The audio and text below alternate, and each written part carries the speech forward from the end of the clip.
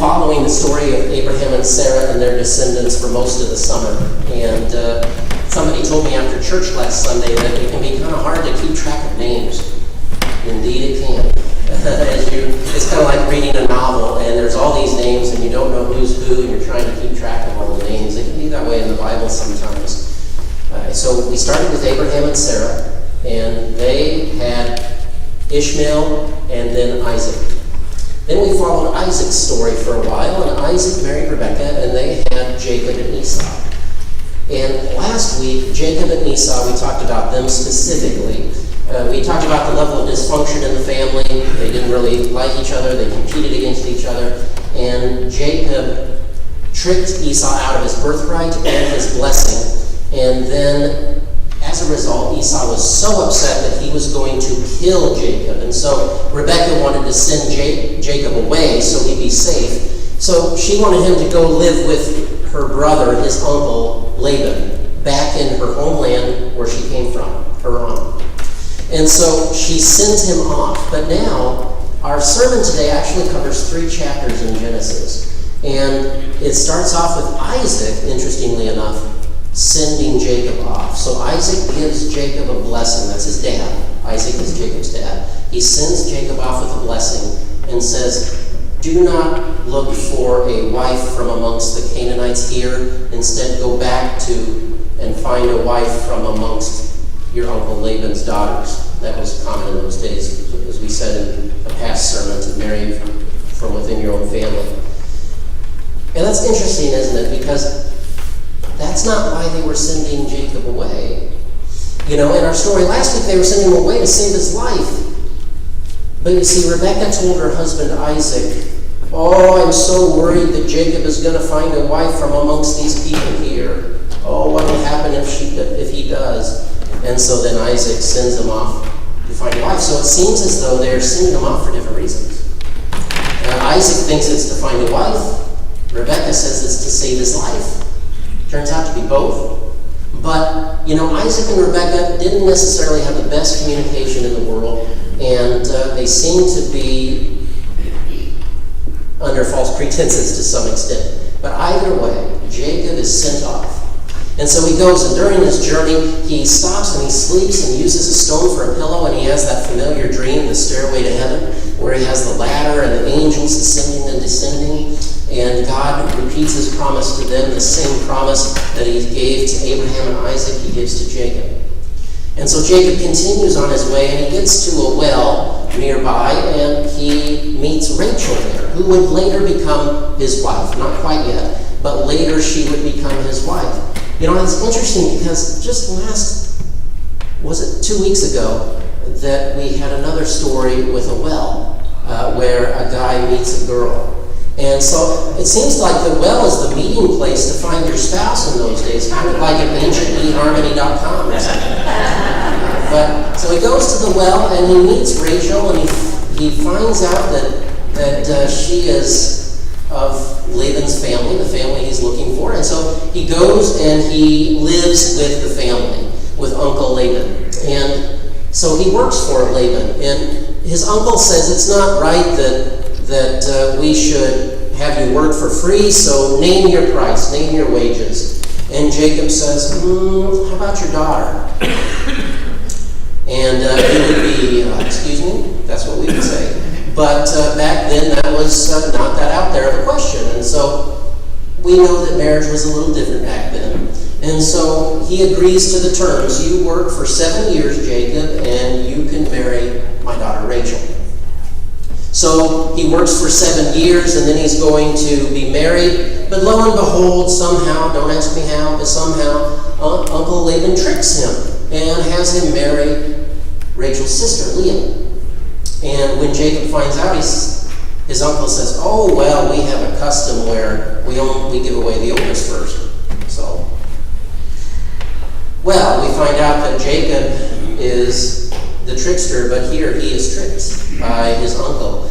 And I don't know if that was really a custom or not, but it seems like it was really clear. You work for 7 years, you marry Rachel. So it seems like he has been duped. But Laban says, oh, don't worry, you work for another 7 years, and you can have Rachel as your wife. But the thing is, he was able to have Rachel as his wife right away. So he didn't have to wait another 7 years. He actually married Rachel with the promise that he would work for another 7 years. So that's the way it goes. 14 years of working, and during those 14 total years, they built quite a family for themselves.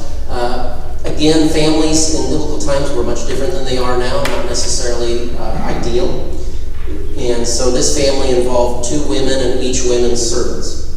And so the 2 women, Leah and Rachel, see, back then, women's value was seen mostly in the ability to have children. And fortunately, today we are moving away from that, although that stigma still remains. And so the 2 sisters were kind of in competition as far as who was more blessed, who was more valuable. And so if they could have a child, they were considered blessed. And if they had a time period where they couldn't have a child, they were seen as being devalued. And so they would kind of fight for that. They would want to say, well, I gave him a child. Oh yeah, well, and so they continued to have this competition. And much like Abraham and Sarah, when Sarah couldn't conceive, she gave her servant to Abraham. They would do the same thing. So through this rather strange process, they end up with 12 sons, and these 12 sons will end up being the beginnings of the 12 tribes of Israel. And so this is a really large family, and he gathers all these flocks and animals and things like that. And so the 14 years are up, and he says, I think I'm ready to return back to my family. But Uncle Laban doesn't want him to leave, because you see, he feels like he's been blessed since they've been here. And so he convinces him to continue working for him, but their relationship goes sour, which you could see that coming. You know, you could see the seeds for that from quite a while ago.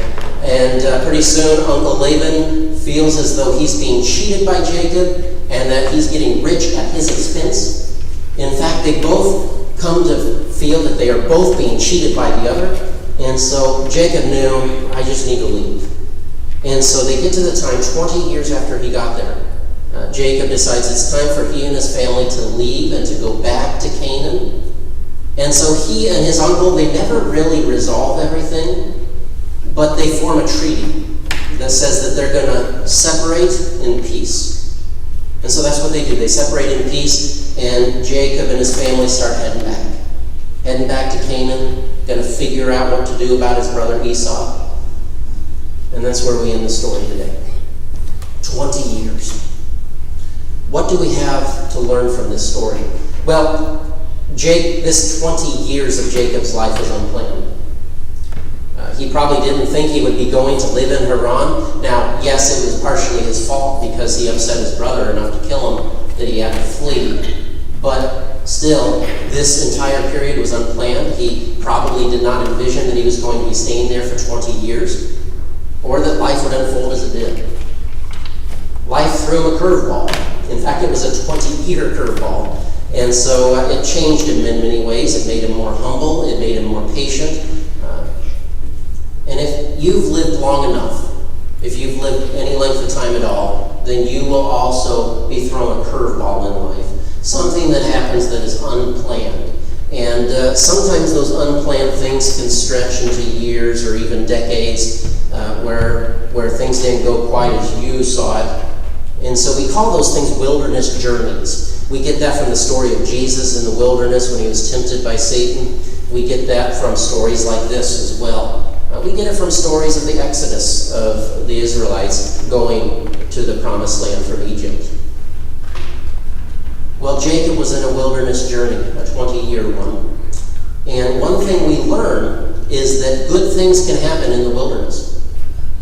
They don't just happen in the promised land. Good things happen in the wilderness too. Jacob was blessed. He ended up with a very large family that he would not want to give up. He ended up being blessed with many animals, flocks, and so good things happened to him. And that's a good thing for us to remember. You know, you might be in a wilderness journey, or you might feel like you are. That refers to that time in your life where you're in between. You're not where you were when you were really comfortable and sure of everything, but you're also not in a new normal. You don't feel settled. You feel uneasy. You feel uncertain. you really don't feel that secure. And so that in-between time, that's the wilderness journey. And we can have good things happen in the in-between times. It's hard to see it, but we can be blessed. For Jacob, he learned humility, he got married, he had a family, he became more mature. Because when he left, he was immature, and when he comes back, he's ready to return. He's grown up. In fact, you could say his wilderness journey defined him to an extent, because he would be forever changed. In fact, the family that he raised while in the wilderness would become the 12 tribes of Israel, from which Jesus would come, from which the world would be changed forever. And so God works in the wilderness. Blessings can happen. Good things can happen. So we want to remember that. We also want to remember that in the wilderness journey, as we think about these unplanned in-between times in our life, it can be tempting to just pause. Say, okay, I don't know where I am right now, but I'm just going to wait. It can be tempting to think that. I'm just going to wait. I'm going to press pause on life, and I'm just going to wait until I see the promised land again. And when I see the promised land again, then I'll hit play. But life doesn't work that way. Life continues on wherever you are. And so I would like to encourage you, we're all at different places in life. Maybe for you right now, you're in the promised land. Things are going pretty well. You're pretty sure of things. You feel pretty certain, and you're in a comfortable place in life. If so, wonderful. Enjoy that time. You might someday, if you haven't already, which maybe you have already, but you might be called to leave the promised land, or you might be forced to leave the promised land and go into the wilderness for a time. But enjoy that time in the promised land. If you are not there and you feel like you're in the wilderness right now, then continue living. Don't wait until you can see the promised land again, because if you wait, you might wait too long. For Jacob, it was 20 years. Can you imagine if Jacob had just waited for 20 years? If he had not done anything, would he have grown any? Would he have had the family that he had? Probably not. And for us, the temptation can be to pause, but I would like to encourage you to continue living, because God isn't just over there in the promised land and you're out here in the wilderness. God is there, and God is right here with you. And so we got to remember that. God was with Jacob in Haran, and God is with you in your wilderness period. And so continue living, knowing that God can still do good things in the wilderness. You can still be blessed in the wilderness. And you might not know how long you're going to be there. You might not know how long, if it's going to be a year, if it's going to be a month, if it's going to be a decade. But know that God is with you right there, so you don't have to wait. You don't have to wait until you're in that wonderful place, that sure place. God can use you, and God can work through you, and God can bless you right where you are. And so, just as Jacob trusted God in the midst of the wilderness, and God was with him, so I'd like to encourage you, whether you're in the promised land or the wilderness, wherever you are, trust in God. That's so easy to say. So hard to do, though. But what that means is that it doesn't mean you're not afraid. It doesn't mean you don't doubt. It doesn't, but that sounds weird, doesn't it? Trust and doubt, we don't usually think go together. But it doesn't mean you're not afraid. It doesn't mean you don't doubt. It doesn't mean that you have no questions. It doesn't mean that you have to be certain. What it means is that you continue on. That's it. You continue on. And you trust in God, meaning you know that God is with you. Even if it feels that God isn't with you, you know that God is with you.